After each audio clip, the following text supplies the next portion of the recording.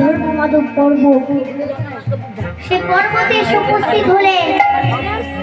পর্ব শেষে উপস্থিত হয়ে গাছ বুঝতে পারছে না পশু গাছ চিনবে কি করে। হনুমান আমার মনে মনে ভাবছে তবে কি ঠাকুর লক্ষ্মণের পাড়ে ফিরে পেতে পারে না। হনুমান বলছে না না, এই বলে হনুমান আমার গোটা পর্বতটাকে হাতে করে নিয়ে চলে আসছে।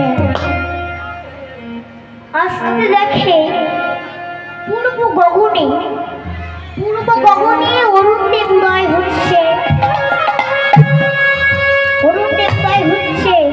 তখন হনুমান আমার বলছে, হনুমান আমার ছলনার দেশে অরুণদেবের কাছে কি বলছে, ভাই তোমার তো ঠিক চিনতে পারলাম না। অরুণদেব বলছে সে কি কথা, আমাকে পৃথিবীর সবাই চেনে আর তুমি বলছো আমায় চেনো না।